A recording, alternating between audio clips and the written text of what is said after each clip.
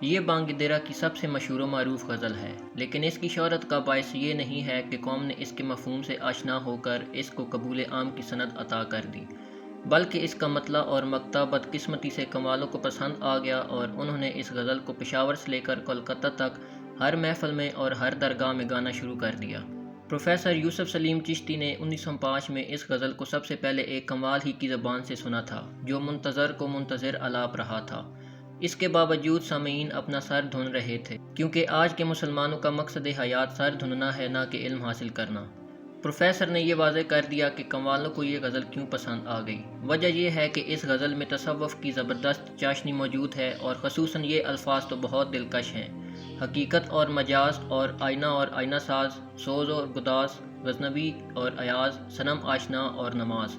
UP Bharat کے ایک شاعر نے اس کے جواب میں ایک غزل لکھی تھی: اس غزل کا چراغ تو آسمان کے سامنے کیا جلتا۔ ہاں، قوالوں نے دونوں غزلوں کو ترکیب دے کر ایک معجون مرکب ضرور تیار کر لی تھی۔ اس غزل کا پروفیسر کو ایک شعر یاد رہ گیا: میرا سجدہ سہو میں پڑ گیا، اب اسے قضا کہوں یا ادا۔ تیری یاد نے یہ غضب کیا کہ ستایا آ کے نماز نے۔ کبھی اے حقیقت منتظر، نظر آ لباس مجاز میں، کہ ہزاروں سجدے تڑپ رہے ہیں میری جبین نیاز میں۔ اے حقیقت منتظر، اے مالک حقیقی، تو نے خود کو ابتدائے افزینش سے حجاب میں چھپا رکھا ہے، کبھی مادی لباس میں بھی اپنا جلوہ دکھا، کیونکہ میری عجز و انکسار سے بری ہوئی پیشانی میں ہزاروں سجدے بے قرار ہو رہے ہیں۔ اے محبوب حقیقی، تیرے حسن کا جلوہ یوں تو کائنات کے گوں نگوں نظاروں میں دکھائی دے رہا ہے، اور میں تجھے سجدہ کر بھی رہا ہوں، لیکن اب میں چاہتا ہوں کہ تو کسی مادی شکل میں میرے سامنے آ جائے اور میں ان آنکھوں سے تیرا دیدار کروں۔ میں تیرے دیدار کے لیے مدتوں سے ترس رہا ہوں، سامنے آ جا تاکہ میں تیرے قدموں میں گر کر سجدہ کروں اور کیے جاؤں۔ حقیقت فلسفہ اور تصوف دونوں کی اصطلاح ہے اور بہت وسیع مفہوم کی حامل ہے۔ یہاں اس سے محبوب یا ذات خداوندی مراد ہے۔ حقیقت کے لغوی معنی ہے وہ ذات جسے فنا نہ ہو۔ لباس مجاز سے مادی شکل مراد ہے جو حواس خمسہ سے محسوس ہو سکے۔ طرب آشنائے خروش ہو، تو نوا ہے محرم گوش ہو، وہ سرود کیا کہ چھپا ہوا ہو سکوت پردہ ساز میں۔ اے مخاطب، تو شور و غل اور ہنگامے سے خوشی حاصل کرنے والا بن، تو آزاد ہے، کان سے دوستی پیدا کر۔ یعنی تجھے تو اس عالم رنگ و بو کے ہنگاموں سے لطف اندوز ہونا چاہیے کہ تیرا وجود ایک ایسی صدا کی مانند ہے جس کی رسائی عام لوگوں کی سماعت تک ہو، بھلا وہ بھی کوئی راگ ہے جو ساز کے پردے کی خاموشی میں چھپا ہوا ہو۔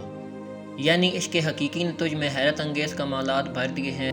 تو اپنے جوہروں کو دل ہی میں نہ چھپائے رکھ، بلکہ زمانے پر ظاہر کر کے لوگوں کو زندگی کا پیغام دے۔ اے مسلمان، تو اپنے عشق کی بدولت دنیا میں ہنگامہ برپا کر دے۔ تیرے سینے میں قرآن مخفی ہے، اسے دنیا پر ظاہر کر دے۔ اس کے دوسرے معنی یہ بھی ہو سکتے ہیں کہ تو اپنی خودی کو دنیا پر آشکار کر دے۔ اللہ نے یہ جوہر خودی اس لیے عطا نہیں کیا کہ ساز کے پردوں میں چھپا رہے۔ بات بھی سچی ہے کہ جو نغمہ ساز کے پردوں میں پوشیدہ ہے، دنیا اس کی کوئی قدر نہیں کر سکتی۔ تو بچا بچا کے نہ رکھ اسے، تیرا آئینہ ہے وہ آئینہ، کہ شکستہ ہو تو عزیز تر ہے نگاہ آئینہ ساز میں۔ اے مسلمان، تو اپنا آئینہ ٹھیس اور چوٹ سے بچا بچا کے نہ رکھ، کیونکہ یہ ایسا آئینہ ہے کہ اگر ٹوٹ جائے تو آئینہ بنانے والے کی نظروں میں اور زیادہ پیارا اور پسندیدہ ہو جاتا ہے۔ اگر ثبوت درکار ہو تو سرخیل عشاق حضرت شیخ علی حجویری المعروف داتا گنج بخش کی زندگی کا مطالعہ کر لو۔ ان کی وفات کو 900 سے زائد ہو گئے ہیں، لیکن رجوع خلائق یعنی دلکشش کا وہی عالم ہے۔ سچے عشق کے دوران میں دل کو جو تکلیف اور صدمہ پہنچتا ہے اور اس سے دل ٹوٹ جاتا ہے، تو اسے اپنے حق میں مبارک فعل سمجھ، کیونکہ جب خدا کے عشق میں دل کا آئینہ چور چور ہو جاتا ہے تو وہ اسے اپنا پیارا جان کر اس پر فضل و احسان اور لطف و کرم کمی برسا دیتا ہے۔ چنانچہ تو اپنے دل کو عشق کی دست بر سے محفوظ مت کر۔ یہ وہ آئینہ ہے کہ جس قدر شکستہ ہوگا اسی قدر خدا کی نظروں میں محبوب اور قیمتی ہوگا، یعنی تیرا دل خدا کے عشق میں جس قدر پامال ہوگا اسی قدر سرفراز ہوگا۔ دم طوف کرم کے شمع نے یہ کہا کہ وہ عصر کہن، نہ تیری حکایت سوز میں نہ میری حدیث گداز میں۔ شمع کا طواف کرتے ہوئے پروانے نے کہا کہ اے شمع، وہ پرانا اثر نہ تو اب تیرے جلنے کی کہانی میں موجود ہے اور نہ میرے پگھلنے اور جل مرنے کی بات میں ہے۔ اس شعر میں اقبال نے مسلمانوں کی عام دینی بے حسی کا نقشہ کھینچا ہے۔ جب مسلمان کعبہ کا طواف کرتے ہیں تو ان کا دل خود ان سے یہ کہتا ہے کہ نہ ہندیوں میں اس مقام مقدس کی حفاظت کا جذبہ پایا جاتا ہے نہ حجازیوں میں۔ طواف بدستور جاری ہے لیکن طواف کی روح فنا ہو چکی ہے۔ دوسرا مطلب یہ ہو سکتا ہے کہ شمع سے مراد دینی پیشوا لی جائے اور کرمک شمع سے مراد عوام لیے جائے، یعنی نہ خود ان میں اسلام کا رنگ پایا جاتا ہے نہ عوام میں، نہ زمانہ قدیم جیسے پیشوا اور مرشد نظر آتے ہیں نہ جاں نثار مرید۔ خلاصہ کلام یہ ہے کہ قوم عشق الہی کے جذبے سے خالی ہو گئی ہے۔ نہ کہیں جہاں میں اما ملی، جو اما ملی تو کہاں ملی، میرے جرم خانہ خراب کو تیرے عفو بندہ نواز میں۔ اے مولا کائنات، میرے تباہ و برباد کرنے والے جرم و گناہ کو دنیا میں کہیں اما نہ ملی، اور اگر ملی بھی تو صرف تیری رحمت کے دامن میں، جو گناہگار بندے پر کرم کر کے اس کے جرم و خطا بخش دیتی ہے۔ یعنی انسان سراسر گناہوں سے آلودہ ہے۔ اگر خدا بند کریم اس کے گناہ معاف کر کے اسے اپنے دامن کرم میں پناہ نہ دے تو جہاں میں کہیں پناہ نہیں مل سکتی۔ نہ وہ عشق میں رہیں گرمیاں، نہ وہ حسن میں رہیں شوخیاں، نہ وہ غزنوی میں تڑپ رہی، نہ وہ خم ہے زلف ایاز میں۔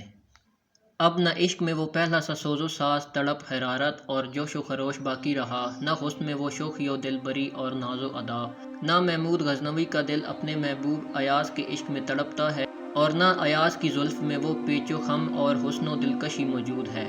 مزید یہ کہ مسلمان پستی اور زوال کے گڑھے میں گرتے جا رہے ہیں، نہ ان کے رہنماؤں میں پرخلوص ہنگامہ آرائی ہے اور نہ عوام میں اثار و قربانی کا جذبہ۔ جو میں سر بسجدہ ہوا کبھی تو زمین سے آنے لگی صدا، تیرا دل تو ہے صنم آشنا، تجھے کیا ملے گا نماز میں۔ اگر میں نے کبھی سجدہ کیا تو زمین سے یہ آواز آنے لگی کہ تو بتوں کا شیدہ صنم آشنا ہے، تو مادی اور باطل قوتوں کی غلامی میں گرفتار ہے، تجھے نماز کے اس ظاہری دکھاوے سے کیا حاصل ہوگا۔ مراد یہ ہے کہ جب تک انسان اپنے دل کو غیر اللہ سے پاک نہ کر لے اور اسے خدا کے سوا کسی دوسرے سے عشق و محبت نہ ہو، اس وقت تک نہ تو اس کی نماز کو صحیح معنوں میں نماز کہہ سکتے ہیں اور نہ اسے یوں سجدے پر سجدے کرنے سے کسی قسم کا فائدہ ہو سکتا ہے۔ گویا اخلاص کے بغیر کوئی بھی عمل اپنے نتائج پیدا نہیں کرتا۔ یہی وجہ ہے کہ آج نماز نہ تو فحاشی سے روکتی ہے اور نہ بغاوت سے باز رکھ سکتی ہے، اس لیے ہم خلوص نماز ادا ہی نہیں کرتے۔